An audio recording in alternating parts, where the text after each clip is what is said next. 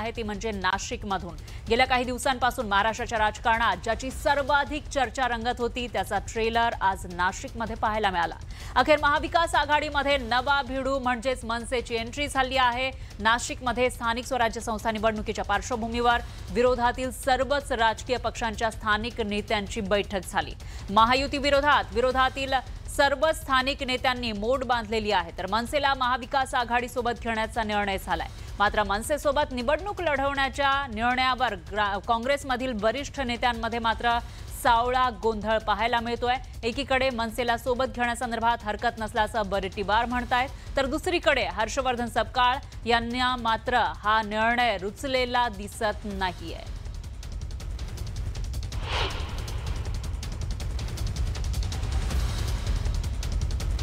तर सर्वात आधी पाहूयात नव्या आघाडीबाबत नाशिकमधील स्थानिक नेत्यांची काय भावना आहे ते।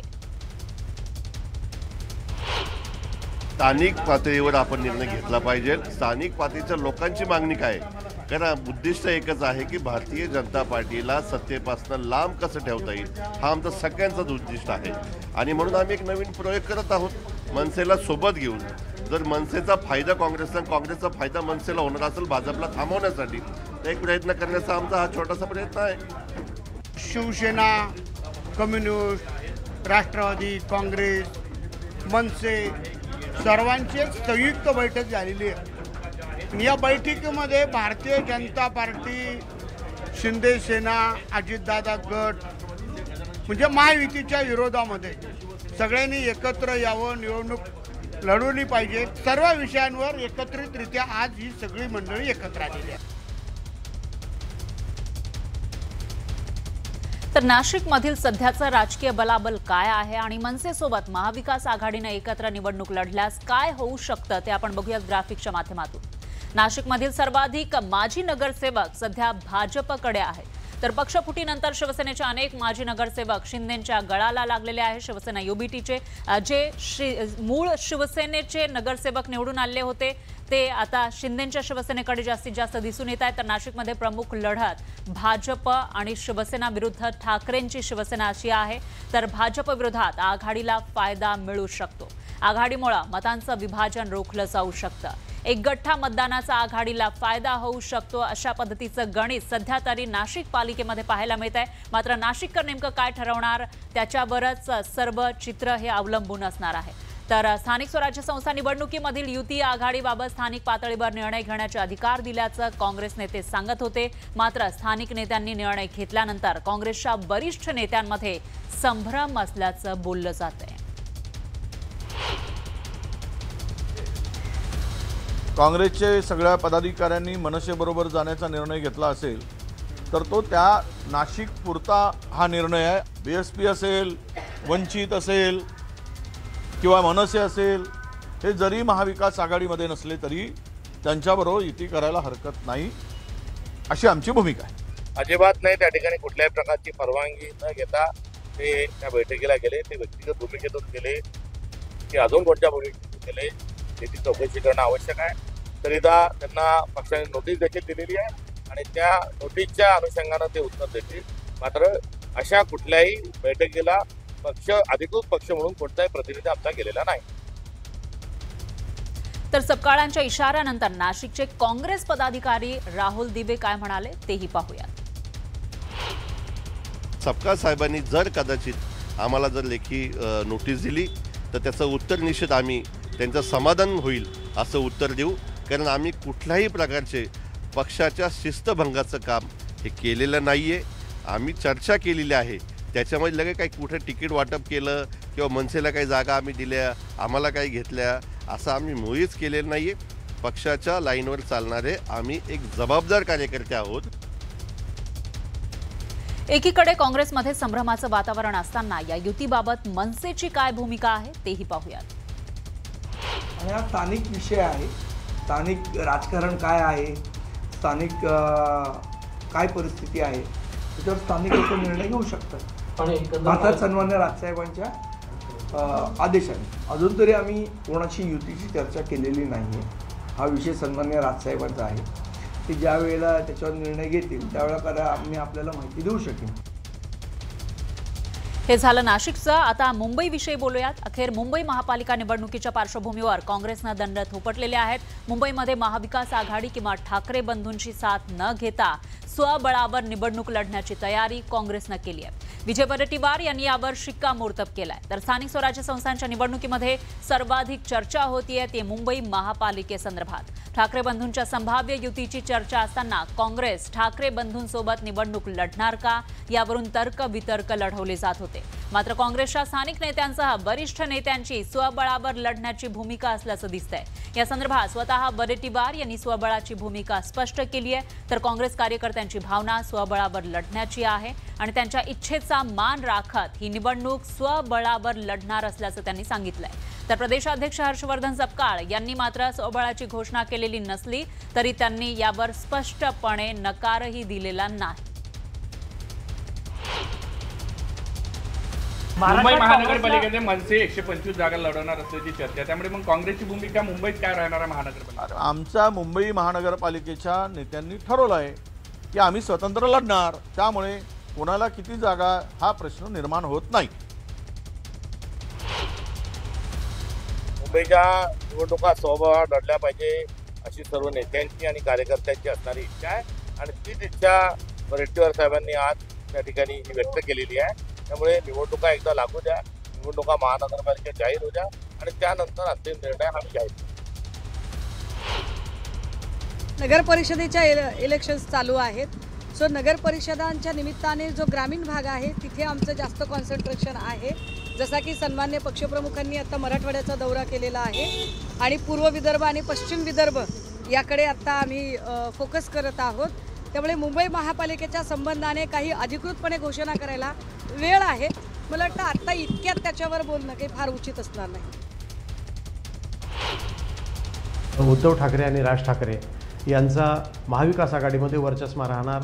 मुंबईमध्ये त्यांची ताकद वेगळी आहे आणि दोघांच्या वाटपामधून ज्या शिल्लक राहिलेल्या जागा असतील त्या काँग्रेसकडे येण्याची शक्यता आहे. त्यामुळं काँग्रेसचं स्थानिक पातळीवरचं नेतृत्व नाराज होण्याची शक्यता खूप मोठी आहे. त्यामुळे काँग्रेसने बहुधा अधिकाधिक कार्यकर्त्यांना संधी देणं, ग्रासरूट लेवलचं आपलं नेतृत्व घडवणं आणि पक्षाच्या कार्यकर्त्यांना एक संधी प्राप्त करून देणं, ज्या योग्य पुढच्या निवडणुका लढवताना त्यांची मदत होईल म्हणून ही भूमिका घेतली असण्याची शक्यता ही अधिक आहे. दरम्यान महायुतीमधील पक्ष एकमेकांना चेकमेट देत आहेत. मित्रपक्षातील बड्या नेत्यांना आपल्या पक्षामध्ये प्रवेश देण्यावर भर देण्यात आला आहे. कल्याण डोंबिवलीमध्ये भाजप शिवसेनेनं एकमेकांचे नेते आपापल्या पक्षात डेरे दाखल करून घेतले.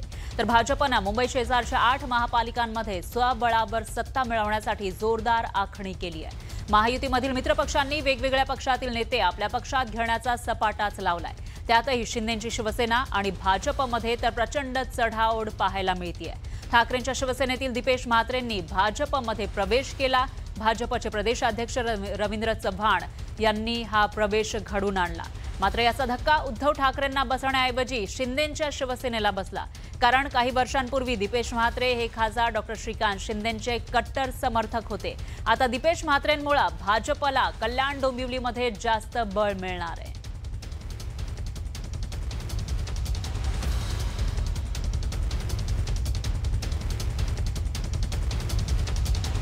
तर भाजपनं बड्या नेत्यांना जबाबदारी देऊन एक प्रकारे आक्रमक पवित्रा घेतल्याचं पाहायला मिळतंय. कोणकोणत्या नेत्यांना कुठे ही जबाबदारी दिलेली आहे आपण बघूयात ग्राफिक्सच्या माध्यमातून. ठाणे, पालघरची या जिल्ह्यांची निवडणूक प्रभारी म्हणून गणेश नाईक यांची नेमणूक करण्यात आली आहे. गणेश नाईक जे मंत्री आहेत आणि ते शिंदेंच्या विरोधामध्ये बोलत असतात नेहमी आणि त्यांच्याकडे जबाबदारी आहे ठाण्याची, पालघरची. गणेश नाईक यांना जबाबदारी म्हणजे शिंदेंसोबत लढाईचे हे संकेत मानले जात आहेत. तर नाईक यांची नेमणूक करून भाजपनं थेट एकनाथ शिंदेंसोबत लढाईचे संकेत दिलेले आहेत आणि एकनाथ शिंदेंच्या विरोधात भूमिका घेणारे आमदार संजय केळकर यांच्याकडे जबाबदारी देत सर्व भाजप आमदारांना कामाला लागण्याचे आदेशही देण्यात आलेले आहेत. संजय केळकर यांच्याकडे जबाबदारी दिली आहे. आमदारांना कामाला लागण्याचे आदेश देण्यात आले आहेत. तर पुणे, नाशिकमध्ये सुद्धा ताकद वाढवण्यावर रवींद्र चव्हाण यांचा भर आहे. तर चव्हाणांनी भर दिल्याचं पाहायला मिळतंय. त्यामुळे आता या तिन्ही ठिकाणी कशा पद्धतीनं निवडणुका होतात, महायुती कशा पद्धतीनं सगळी गणित जुळवते याकडे लक्ष आहे. हा धक्का मी 6-8 महिन्यापूर्वीच बोललो होतो हे होणार आहे. आणि हा धक्का ठाकरे गटाला नाहीये. ठाकरे गट आहे तिथेच आहे. मी काय त्यांचा वकील नाही किंवा त्या पक्षाचा पदाधिकारी नाहीये, परंतु इथलं राजकारण मला माहिती आहे. शिंदे गटाला बसलेला धक्का आहे आणि ते सत्य आहे. मला वाटतं या संदर्भामध्ये आमचे नेते मान्य देवेंद्रजी यांनी भूमिका स्पष्ट केलेली आहे की आम्ही महायुतीत लढणार आहोत, पण ज्या ठिकाणी अशक्यच असेल, जमतच नसेल, अपरिहार्य असेल त्या ठिकाणी मात्र आम्ही मैत्रीपूर्ण लढत त्या ठिकाणी करणार आहोत, स्वबळावर लढणार आहोत.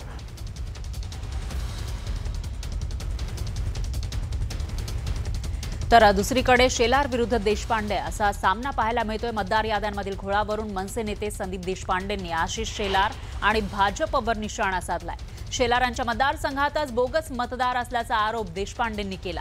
यामध्ये 90% नावं परप्रांतीयांची असल्याचं देशपांडे म्हणाले आहे. शेलारांच्या मतदारसंघामध्ये जेवढे मतदार आहेत त्यापैकी 90% नावं ही परप्रांतीयांची आहेत असं देशपांडे म्हणतायत. मुंबईमध्ये परप्रांतीय महापौर करण्याचा भाजपचा डाव असल्याचा आरोपही देशपांडेंनी केलाय. परप्रांतीय मतदारांची नावं शेलारांनी मतदार यादीमध्ये टाकली का असा सवाल संदीप देशपांडेंनी विचारलाय.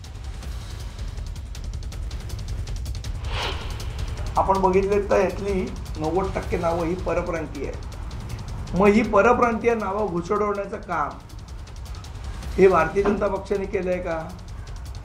मनसेने तर केलं नाही. परप्रांतीयांची मतं आपल्याला मिळावी यासाठी आशिष शेलारांनी नावं घुसडवली आहेत का? भारतीय जनता पक्षाने नावं घुसडवली आहेत का? याला संशय निर्माण व्हायला जागा आहे. परप्रांतीय महापौर करायचा म्हणून जास्तीत जास्त परप्रांतीय नावं घुसवण्याचा पराक्रम हा भारतीय जनता पक्ष करतेय का? त्या टीमला मी सांगेन ना, पहिलं जरा मोहम्मद अली रोडवर जावा, नल बाजारमध्ये जावा, बहिरमपाड्यामध्ये जावा, किंवा आमच्या इथे पण किनारपट्टीच्या काही भागामध्ये पाठवतो. कसे दुबार, चौबार, दसबार सगळे आहेत. हां, आणि ते नेमके आमचे आहेत का, क्या बांगलादेशी आहेत, रोहिंग्या आहेत, पाकिस्तानी आहेत.